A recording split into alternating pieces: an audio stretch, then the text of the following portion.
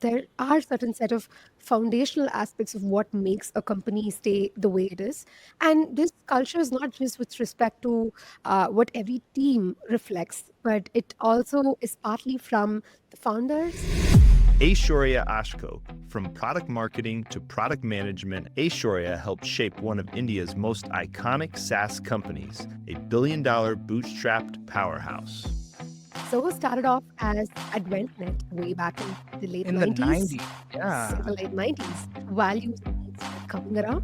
And that's when Zoho turned from being into AdventNet to actually what it is today, in terms of building SaaS applications for the world. In this episode, Aishwarya takes us behind the scenes of Zoho's success, from its R&D first culture to solving real problems for small and mid-sized businesses. The focus largely gets back to be in, hey, is this something a small to mid-sized company be able to use easily? Is this something that is solving their certain problem? Let's say I'm a very new user. I'm just going to enter into the market and I'm just going to look for one solution. Can Zoho be that solution? So I think that has been the foundational DNA of the company. But Aishwarya's story doesn't stop there. From product marketing to product management, she reflects on the career lessons that shaped her journey. So in my case, the transition was because I backed in to do the work, showed up, do the work even before taking the title. If you see a clear need for a new feature, an existing set of things that can be revamped, or literally your hot take or opinion that you want to share with this person, do the work and then show up. Because I feel that most often we say showing up is difficult, but these days showing up has become very cheap.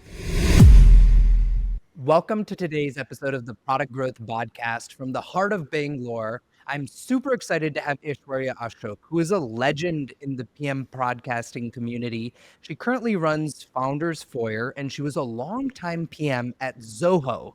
If you haven't heard of Zoho, it's a 1 billion plus revenue SaaS startup that is private and based out of India.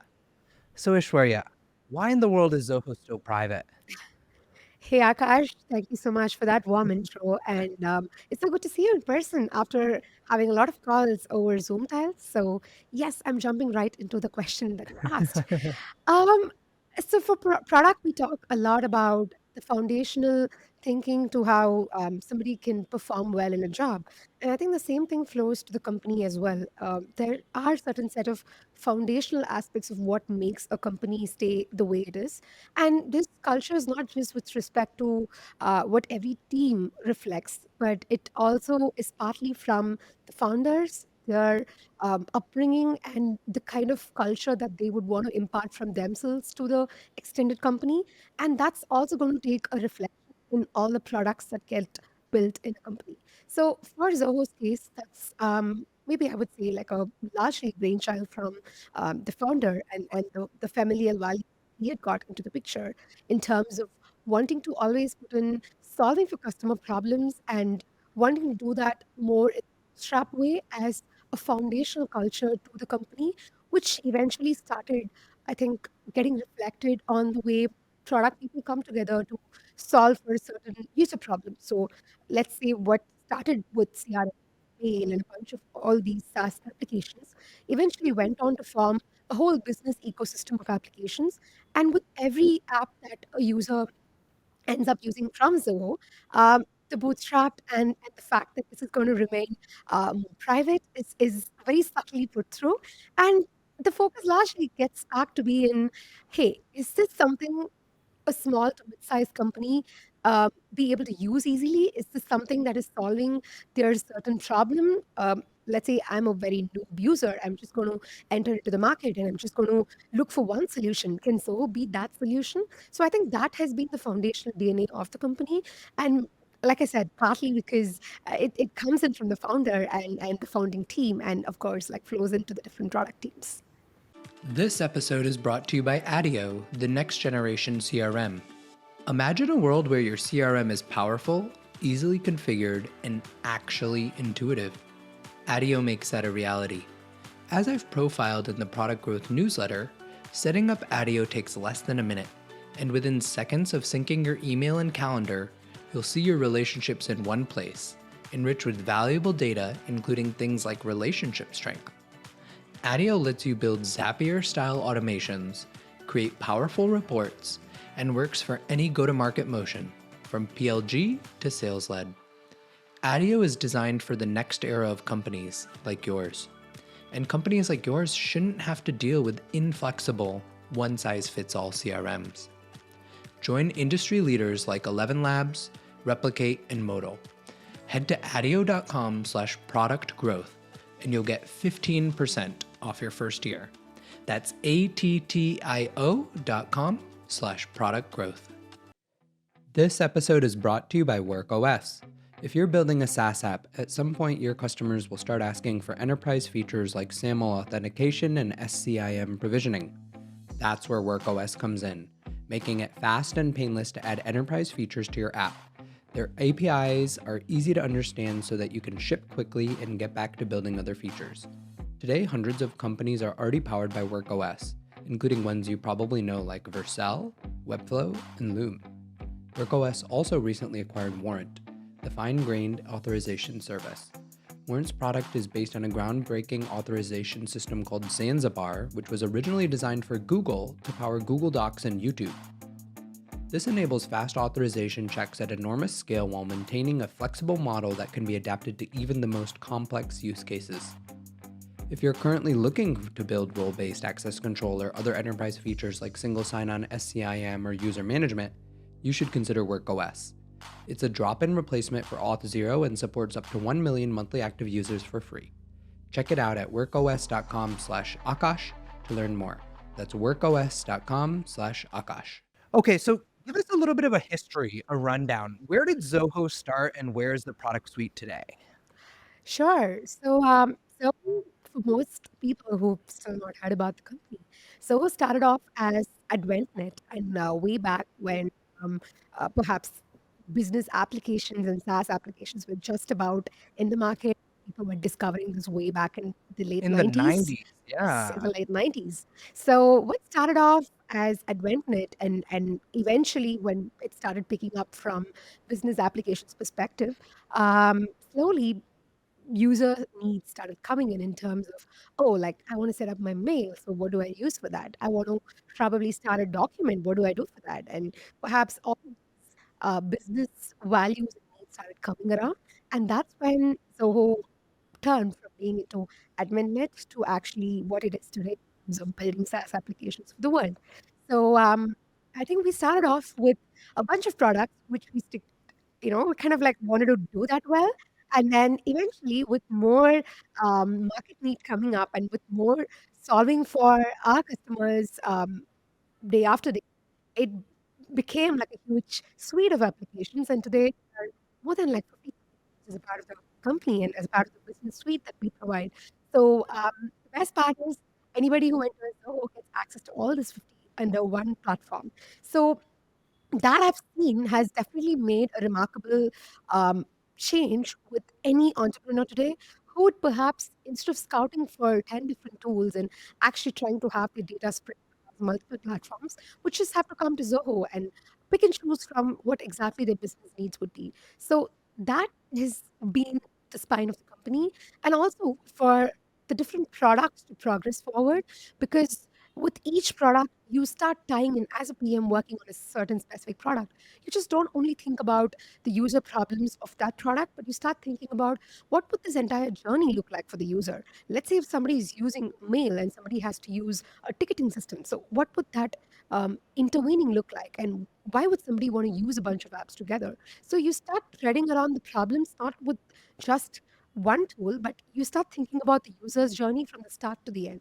So I think that has definitely been for any product builder in the company. I think that has definitely served as a great way that they can get better at their craft. So does Zoho target a specific segment, SMB or enterprise? Because I know it in both camps, Yeah. actually.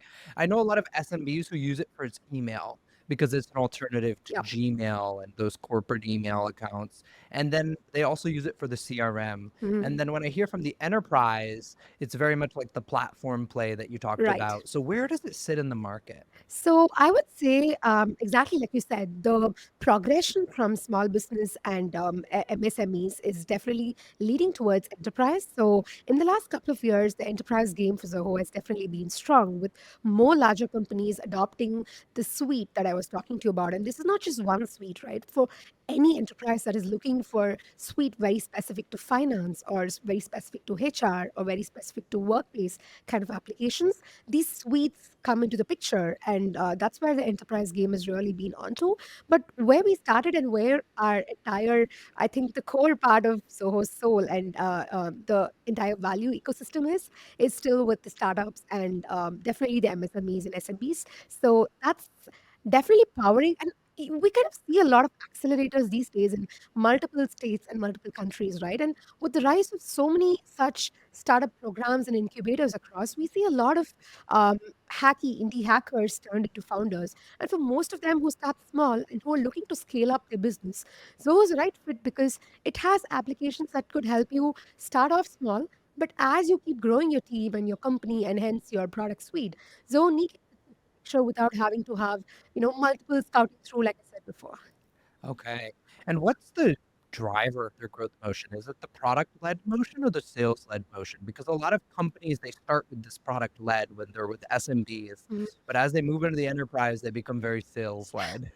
Yeah, that's true, and that's what we've been seeing with most companies today. And I guess I've always believed in the fact that it's a combination. Like you said, it starts off one way, but once you have a certain balance, it's about when do you use the product way, when do you use the sales way, and when do you use something that is bridging both. So with Zoho, I would say that it's slightly, at least from being the product leader there for the last many years, I would say that it is somewhere sitting in between, and I would call it as R&D kind of a way, so R&D driven way, because we spoke of how the Zoho's hook and what is really powering the company to be private, and why Zoho does what it does. And a large part of that is having R&D as a part of the ecosystem and literally in the DNA of the company, right? So let's say there is a certain a new segment or a new market that you want to target about. Huge part of the revenue definitely goes back into the company in terms of R&D, where we have experimental teams. I've been one such product builder in an experimental team that we were trying to work on a completely new product, and this was during COVID, and this was literally at a time when the market was also emerging. So as someone who's been on the ground doing that, I could say that while we can be product driven in certain markets and we can be eventually sales driven, we are first and foremost R&D driven, and definitely with R&D comes the engineering and product. So we are more the EPD, I would say the trifactor, but before that we are R&D driven. Okay. And how did Zoho change? You were there for so long, I believe over 8 years. Yeah, So how did the company culture change over time? right. So rather than calling it change, I would say that with every year, the kind of challenges both the business and the products were tackling kept transforming, because I told you how we started off with mid market and SMBs and how we eventually had to go into the enterprise ecosystem. So, with that, I would say that the company's core culture still remain the same, which is to be able to have newer solutions coming up, but not at the expense of not being a forerunner in it. In the sense, you always had to think about what problem you're solving, and a certain sense of innovation that comes with the problem solving. So that has by far been the core culture. So that has been there throughout in the last 8 years of me starting my career at Zoho and eventually finding my way through different roles, which we can talk about in depth for sure. But yeah, so that has been the core nature of the company. And as I was saying earlier, it also seeps into the respective teams and hence the product minds of people who work in it. So with that being static, what I found is dynamic or fluid is the kind of problems that you would face, let's say, of course, with the kind of scaling that it takes, especially when we're talking about how we end up having customers who use more than one application at a time. So obviously, the culture eventually gets into how do you ensure that the user has a smooth experience across products. So how do you tie in this experience, and how do you ensure that somebody doesn't leave with a bad or sort of a underwhelming experience at any point in time? So the culture eventually was giving people a holistic way to think about how to build products. So that is where I saw Zoho turn as I was being a part of the company. And definitely now with me moving on, and I also see that for the next couple of years, the same value is going to keep transgressing there, because with AI and a lot of the innovative things coming into picture, I only see the core R&D to get more deeper, and of course more problems, more customer challenges to tackle. But yeah, that's been the heart at the company, and I think that's what has been definitely the rate at which the company has grown to, both from a workforce perspective and also from a customer and revenue perspective. How much roughly were the headcount when you started and when you left? Yeah, so good question. So when I started, I was perhaps in the 4,000s of the employees who joined, but it definitely still felt very fresh, because I started my career in product marketing and I was right out of engineering and I wanted to do something different. And I thought, oh, like product marketing was very new. I enjoyed tech. I absolutely did not know what B2B and SaaS were, but like those were jargons to me. But the absolute confidence that I had with respect to, oh, I can learn that. So with that, I just raced off to product marketing, and I was the third marketer on the team, and we just had like three people when we started with one of the late stage martech apps at Zoho. So imagine for $1 billion industry, we were pretty hands-on, very scrappy, small team, and we were trying to both build and see what's the best way to distribute the product. So from being in the 4,000s, but still feeling extremely new and extremely fresh with just three people on the marketing team, to eventually moving to product, core PM kind of responsibilities. And over the years, when perhaps I left, I think we were hitting somewhere around 21,000.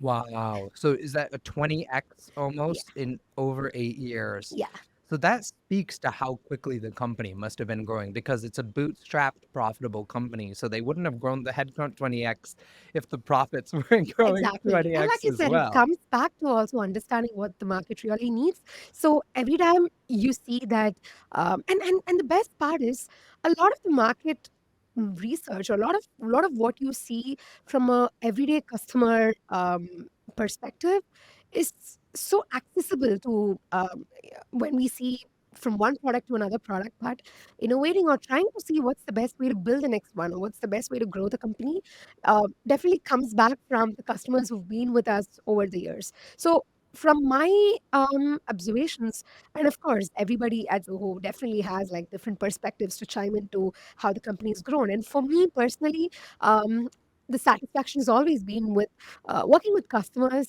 and just being at the core of what do I want to solve for them. And the access to the customers has definitely been the number one priority for me as a product builder. And I'm happy that I got to do some of that when I was building out products there. So like I said, the 20x growth definitely comes from getting to the specifics of what does this market really need, and what do customers need. It's also the long lifetime value of a customer, right? Like how do you ensure that someone who comes to the ecosystem literally is able to scale the company and grow um, from one need to another need, while you're expanding your surface area within Zoho's ecosystem, as well as making profit. So profit of the company comes only when our customers end up having profits. So I guess focusing on that has definitely tied back to the growth of the company. So as you touched on, you started at Zoho as a product marketing manager. And what I want to know is, how did you make the transition to product manager? A lot of people want to follow your footsteps. For sure. Thanks for that question. Yeah, like you said, I started off in product marketing, which was pretty new when I moved on, because back then people understood what marketing was, but it was very hard to see what would you do marketing for a tech product, and why is it really needed. So a lot of what I understood about B2B SaaS and everything came in because I took the plunge of getting into product marketing, and then eventually getting to grow up in the ladder or in the space. So started off on the content side of things, marketing, which um, in my company was first and foremost focus as a product marketer. You're supposed to use organic growth and organic way of distributing your product. So largely learned my rope in that. And when I was doing that is when I started thinking about product very holistically. Because what product marketing would make you focus on is really trying to see why would somebody want to use your product. And a large part of that also has an overlap with product management, which in my case, I never really knew it was product management. I would like funnily tell people that I did the job before probably taking the title because one particular incident perhaps that led up to this transition was in the first team that I started with, and I was doing product marketing, and I was also leading a couple of product launches there, working with a very small team. We ended up having a customer need for a kind of a new problem space, an extended problem space in the product. And from some of my research, which I generally think that product marketers should do a lot of product thinking as well. And for me, I was already doing that on my role. I was not just focused on the copy or not just on the marketing side of things, but I was starting to think holistically about why would a certain market be helpful for this product, and what is the behind scenes, like what is the sales team doing, what is and I also used to take customer support calls back then and say like I really want to understand what problem this customer is facing. So with some of those experiences, I was able to figure out that there is a need for a certain new segment within the product and also in the market.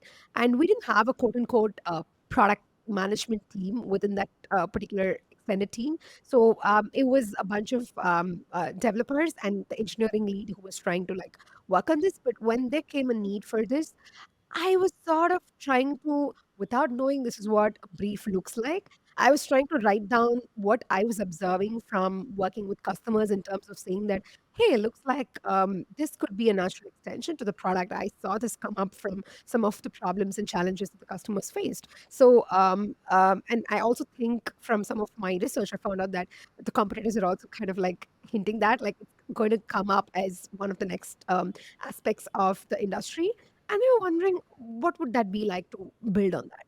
So I, like very funnily started off with paper marks for the idea that I had.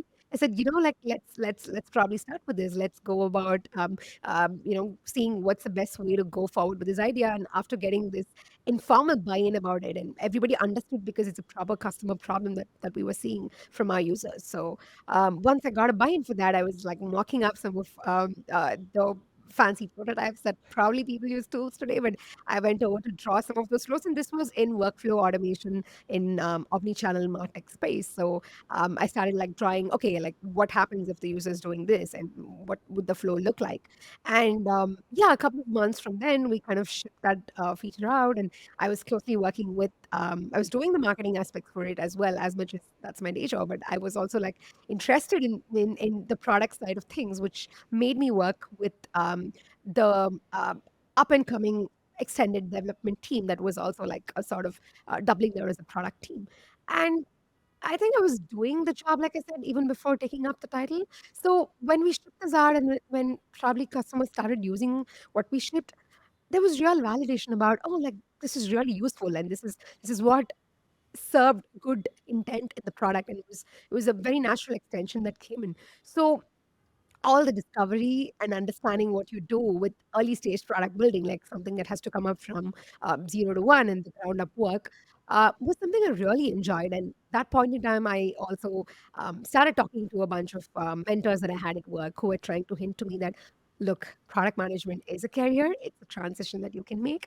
And somewhere I think I always believe that when someone moves to product from a certain stream, which could be marketing in my case, and also doing some hands-on work, which could be product design, product analytics, or any aspect of building a product, to PM, the kind of insights that you bring through and the core, why do you do what you do is much more reflected as you take up the role, because now you come with a better conviction about product building and not just believing in jargons and trying to say, oh, like, I think a lot of them have that intent, right? When I ask people about why do you want to move to PM, they think decision making is the first and foremost thing that makes them to be a good PM. But I think really understanding your users' problems, the problem space. I feel that that's more important to be a PM. And when you've served another role, the transition to PM then gets easier. So in my case, the transition was because I backed in to do the work, showed up, do the work even before taking the title. And trust me, that's the best way. So if you are in a company and you're really willing to move to a PM role, I would say that even before you go and ask or write to a fellow product lead, asking them for a coffee chat to say, "Oh, I'm interested in being a PM on your team."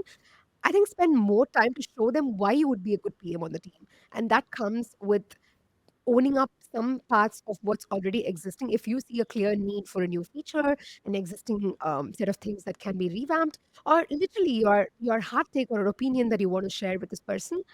This episode is brought to you by Explo, a game changer for customer facing analytics and data reporting. Are your users craving more dashboards, reports, and analytics within your product? Are you tired of building it yourself? As a product leader, you probably have these requests on your roadmap, but the struggle to prioritize them is real. Building analytics from scratch can be a time consuming, expensive, and challenging process. Enter Explo. Explo is a fully white label, embedded analytics solution designed entirely with your user in mind. Getting started is easy. Explo connects to any relational database or warehouse, and with its low-code functionality, you can build and style dashboards in minutes. Once you're ready, embed the dashboard or report into your app with a tiny code snippet. The best part? Your end user can use Explo's AI features for their own report and dashboard generation, eliminating customer data requests for your support team. Build and embed a fully white labeled analytics experience in days. Try it free at explo.co. That's explo.co. Do the work and then show up, because I feel that most often we say showing up is difficult, but these days showing up has become very cheap. And in terms of showing up, what I mean is writing to somebody and just saying like, hey, I want to be a good PM, I want to take up the role. But are you giving this person space to understand your intent is more important. So I would say do that work and then show up, then the kind of acceleration that it would have is much better. That's what I've seen in everybody who's made this successful transition. I helped several people at Epic Games Hmm. make the transition, and there were several more who didn't successfully. All of them expressed the intent, but the Exactly. ones who made the transition, they made a big impact on product management. Right. They kind of went 120% on work, where they used the extra 20% on work to succeed in product management. Right. Absolutely, I agree with you, Akash. And I also think that sometimes people think the perfection is what that stops them, right? Especially, in terms of making this transition. You kind of show up and you still think some of what you're working on is not that perfect to be shown to another person, or you kind of like second out yourself. I feel that the best way you can come out of it is be extremely scrappy, be extremely upfront about why you're interested in this particular thing, and actually do a lot of smaller experiments to show that intent, and to also say that, hey, this is how it's done in a hands-on way. I feel like that has a better outcome in making you grow as a PM, rather than waiting for the perfect time and the perfect brief and the perfect execution oriented mindset, which I think gets built in your craft as once you become a product builder. But to show that initial interest in wanting to switch or wanting to take up that stream, I feel that being very scrappy and being very open about wanting to take that nonlinear, progression forward is what is important. So that's how to get to a PM job if you're internal to a PM job. But a lot of PMs, they're either experienced PMs or they're aspiring PMs and they don't have an internal transfer. They need to apply to a job. So how can people, I know you help a lot of people actually get PM interviews, because in this market, 2024, it's very brutal to get an interview. No, very true. And some of the techniques that we use for the internal transfers come handy with the external reach outs too, because I think that like what's become much more accessible now is going and searching for people that you know in a certain company, and what used to be given as norms, let's say 5 6 years before, in terms of, oh, like do your research, get like 5 6 kinds of companies, then then understand who's in these companies that you can reach out to. I think that is just being used to its ultimatum, because now people are just tired about receiving random cold emails and messages from whomsoever they don't know about. It's just like, oh, I saw you as a friend's friend, or I saw you connected in this company, and like that's why I'm reaching out to you. So this used to be a very tried and tested tactic like a couple of years ago, but now it's clearly not working because your intent is not right. Your intent from a personal perspective is right, which is you want a job in the company, but your intent in terms of making somebody see why do you want that is not very clear. So in my recent times, I was thinking through both for personal perspectives too, and for the people that I've been helping in terms of getting that break in product career, is doing a couple of things. So first and foremost, I think really spending that couple of hours in thinking through what stage of company, product, and problem space do they want to really involve themselves in. And this I say because it brings your complete focus to narrowing down those companies instead of just saying, oh, like give me your top 5 companies, top 10 companies, because then you're not really spending time into understanding why do you really want to work in some of these companies. So spending time with the stage of the company, which is like, do you want to work with late stage, do you want to work something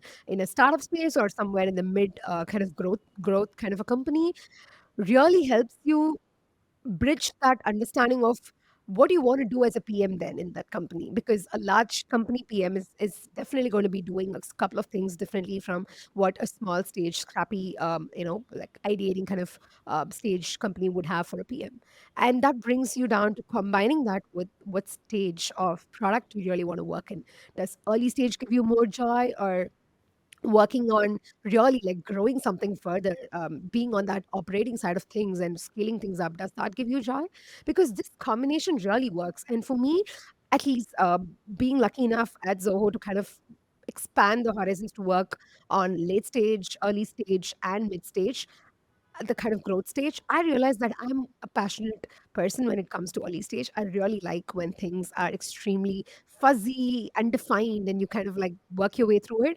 And most of the times when I've asked people to take a couple of hours to go back and think about this combination of what stage of the product and company would they really want to, be in, and tying that with the problem space, it's definitely given them a much better way to shortlist the kind of companies they want to work with, rather than just giving like, oh, the Fang and Mang and like a bunch of other companies, because it's fancy, and also because they kind of like have been on the grid for a long time. Because Breaking into Fang is like impossible if you don't have PM experience as well. exactly. So, one, yes. The other thing is also, when you do this exercise, it makes you really understand what's your focus on as a product manager. Like, what do you really want to do? What kind of needles would you want to move? And for most of them who went back to reflect on this exercise, some of them are very clear that I want to shadow some of the PMs. I want to be in a space that gives me access to product leaders that I can learn from them. Great. I mean, like, then I think a big company is the definitive path for them. For some of them who are thinking about, what, I am a product hybrid kind of a person when I thought through this framework, because I like to be on the product side of things, but I also like to have my own space to experiment and do. And that's why startups really fit in, right? So when you take some time to think over this, I feel that making that outside reach becomes a little more contextual, rather than just openly typing your questions and your requests to any random person you meet on LinkedIn. So this has definitely been a good exercise both for myself and also for the couple of people that I spoke to. And I feel like the second best thing you could do is, don't look at job boards that are just coming out of traditional companies, in the sense, don't just go to the career pages of different companies that you follow, but if there is like venture capitalist that you're really like following on in the space, or if there's like a certain company that's raised funds from a certain specific VC, going to some of those portfolio pages actually gives you a wider access to a lot more jobs than you could think about, because now you're growing your expanded area to what are the other companies like this, similar to this, that have very, very contextually similar product roles. Because the kind of filters and the kind of access to the companies that you see on some of these VC pages are a bit more than actual career pages that you end up finding. So if you have a friend in VC, great. I mean, like, have coffee chats with them. I think having coffee chats with your VC friends is what is necessary right now than actually your product friends. And of course, like I said, using other means of product listings, product career listings, which one of the ways to use a VC job board.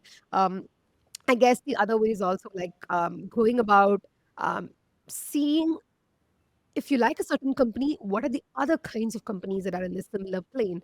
And the first exercise that I told you is going to help you narrow down a bunch of companies. So when you start narrowing down based on the problem spaces you're excited in, then the access to more such similar roles is easier. Okay. So what I'm hearing is that you still need to network in, you still need to referral in, but you're not going to do it from these cold LinkedIn messages. You're going to do it from your friends, your VC friends. You're going to find these jobs, then you're going to get a referral. I think another strategy people try to use is the work product or the side project or the startup. And I think they often try to do this with no code tools. And you have some expertise with this. What tools should they be using to do that? Awesome. Thanks for that question. And I feel like it's very timely because you're right. Like, while the couple of things that I said earlier are more different ways, reaching out to your friends with just saying, I'm good at this is not going to help because they can clearly not see, okay, you're good, but where's the proof? Like, what do I look up to you for? And what do I come to you for? So, that I think is more doable when you're able to experiment and work on ideas that you find exciting. And to me, I think if you want to be a product builder, you naturally also want to be someone who's willing to take that time and space to work on ideas by yourself.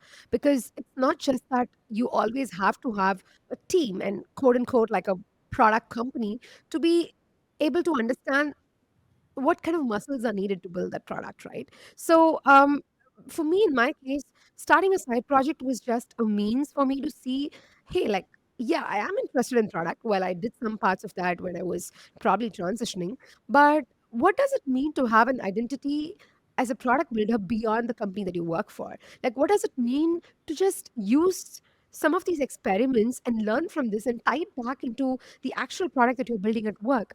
Can't both of these meet somewhere together? So that has been my inception about starting a side project, and was purely from the angle of wanting to um, experiment the joy factor that comes with building products. And what used to be the no code tools that you said, like 2 3 years ago, we used to have, especially during COVID time, is when most of them turned into amazing indie hackers because you had a bunch of tools like Adalo, Glide, and Softer, and which are still great, by the way, are the access that it gave to just put out the first version of what you're thinking about. And I think no code is great for that. I mean, there's this whole argument about, oh, but no code is very restrictive about what you want to build if you're going to scale that. Yes and no, because at least it gives you the pathway to explore the idea and say, instead of just saying that idea wasn't meant to do, versus that idea is out there and I think I have more conviction about wanting to go and build on top of it. That conviction I feel no code tools really gave. And yesteryear's no code tools, I call it yesteryear because even 2 3 years now is just feeling like a decade ago, right? So now I feel today's no code tools are literally our AI agents, because what we see with Cursor, what we see with Replete, what we see with even newer tools like Bolt, these are so empowering that all it takes is just a couple of good old high school English to get what you want in terms of building an app, building a landing page, building a sign up form. And I was the other day, and off the grid, I know we were chatting about this. The other day, I was like just typing out, uh, I want to build the Nokia Snake game. I was really missing that game that we used to play on those very small LCD screen that we had in our button phones. And all it took me was 15 minutes to go to Claude, just type out what I want in literal English prompts and make some finer adjustments like, oh, but what if the snake game actually had a way to control the speed of the snake? What if it's slow, medium, fast? What if there's a way to reset? All I had was just using plain old English sentences to kind of describe what I want. And I just had the game literally in my hands in 15 minutes. So that is the power of today's no code tools, which I think is because the code is being handled by your agents. And the idea to shipping has definitely been much more quicker now, to the way where you can be more just open about wanting to experiment with those ideas. And when you say you want to make move, and it's also the best and also the most scariest time to willing to explore your product careers. But I have a feeling that product careers are going to be very dynamic because of the exposure that every person in product, whether it's a PM or a designer or an engineer, is being able to have in the product space thanks to AI. And as much as there is a school of thought about is it going to be replacing all this job and whatever is happening around, I also feel that it's made everybody empowered, and it's democratized learning. Like if you're a head of product, a director of product, or VP of product, or you're a new PM, all of you are starting to the same page. All of you are trying to go to the chat prompt and trying to say, hey, I want to build a new landing page. I want to build a new app. So today's AI tools are the no code tools, and there's no reason wanting to not go and explore it.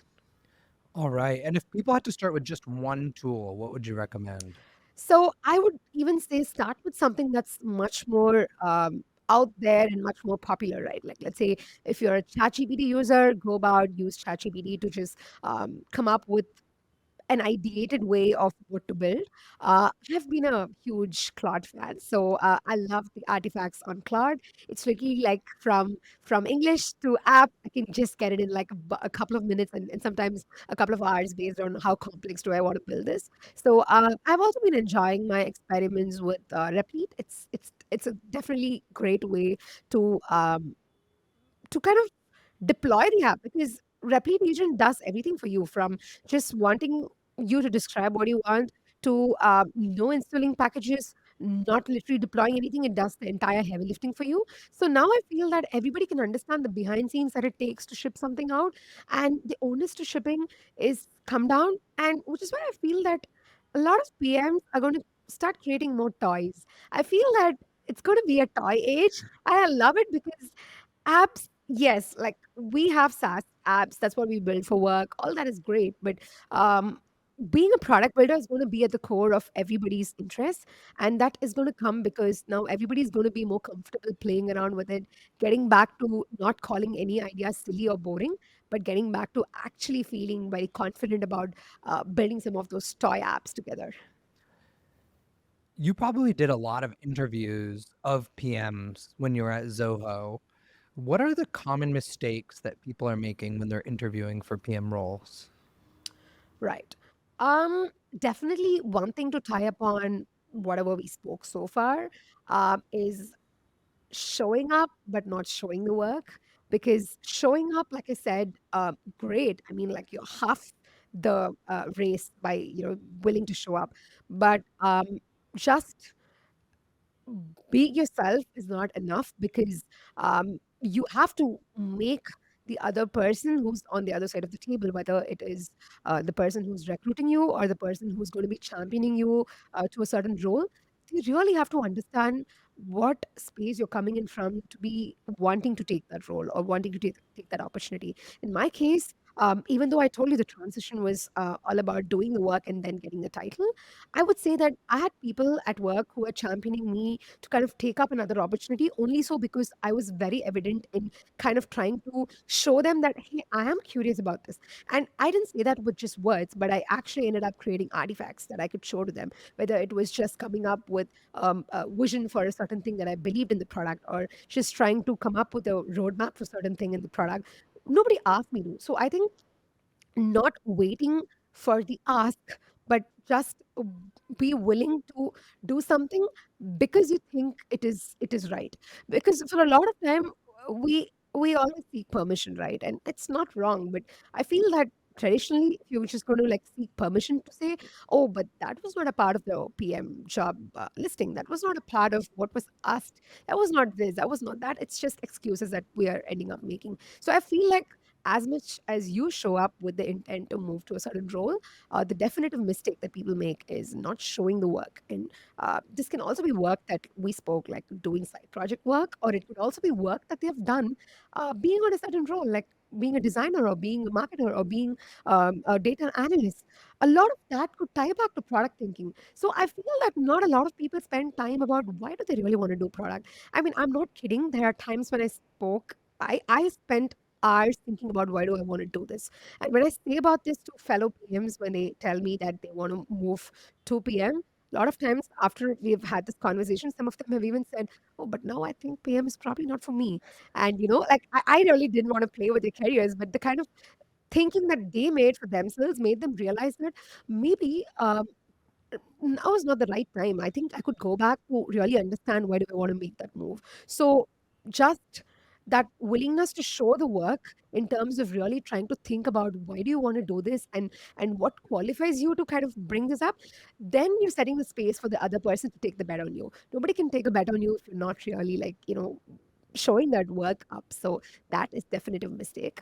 And I also feel that sometimes not um, I would say like not really bringing that intersectional skill set to product is also missing, because what usually happens is you go very very jargony and frameworky into your aspect of why do you want to break into product, Circles. right? Because this happens even during interviews. Sometimes I find that there's this whole how do you crack meta execution round interview. Great. I mean, like, great technique, great round. But what usually happens with over practicing yourself, or what usually happens with trying to be as close as possible to get an answer that is um, closer for you think is going to get you the job, is also going to help you not look into the other aspects of a certain question. So what happens is you start psychologically mimicking the behavior of, oh, if I pick this question, the answer this way, then I think my interviewer would probably think about it this way. So you're not thinking what you're thinking, but you're thinking what your interviewer is thinking, or you're thinking what the so-called head of product or whoever is hiring you or whoever is championing you is thinking. So what happens to be a way to let the other people know more about you becomes you doing a role play to know more about them, but clearly failing at it. And what about structure? Like, how structured should answers be? So, for what's worked for me in general is using structure in terms of what do you want to show. Like I said, going back to showing people why do you want this role. There, I felt that structure has been very helpful, because what you do is you kind of walk them through. Hey, listen, I think this is somewhere that I'm really aligned about. And I say this because, look, I started off exploring this problem in this way. Then I started off building a certain MVP or certain form of a play toy to kind of say why I'm interested. And then, hey, I also went about talking to a bunch of users, or I also took the liberty, like, don't ask for permission kind of a thing, to work on ABC things. So, look, now I'm painting a picture for you and trying to say, I've got a train of things that I did, and there I feel like structure really works. Structure also works if you're trying to be very concise in your answers, trying to be very strategic about saying, oh, like, I have 10 minutes with me, and 10 minutes let me walk you through a bunch of these strings. But I feel like, at least for me, I've always looked at product as a mindset. And I always tell people that look at breaking into product and being in product as literally like a lifestyle, right? Like the way you think, the way you observe. So the minute you start building your product muscle as a mindset, I feel that a lot of these frameworks don't have to be rigid frameworks, but you start forming your components by yourself. You start using your building blocks, which is where the first principles come in. Once you understand why certain things work for you and why certain things um, once you understand the motive of the role that you're applying to, which is why I go back to say that really find that intersectional part where you think, oh, this stage of the company, this stage of the product, and this problem space is interesting. Because then what happens is you start using those building blocks to form your structure instead of trying to say, oh, like, okay, this structure is going to be problem first, or is it decisions next, or is it risks next? Oh my gosh, like, I'm blanking out. Instead of that, I feel that using structure only as a navigator but not as a set map would really help. All right. Where I want to end is we talked a little bit about AI, and you're one of the heavy users of AI. Not so many people have used Replit, used Notebook LM, used all these tools. because they are busy, but you have to actually found the time to try them. So I want you to put on your forecasting hat a little bit. I know you're a fan of Shreyas. Put on your Shreyas hat for a second. What is the future of product management in the world of AI? Some people think there are going to be less product managers because designers and engineers can take off more of the product work. Some people think there will be more product managers because designers and engineers work will go to AI. So I'm curious where you land in this debate.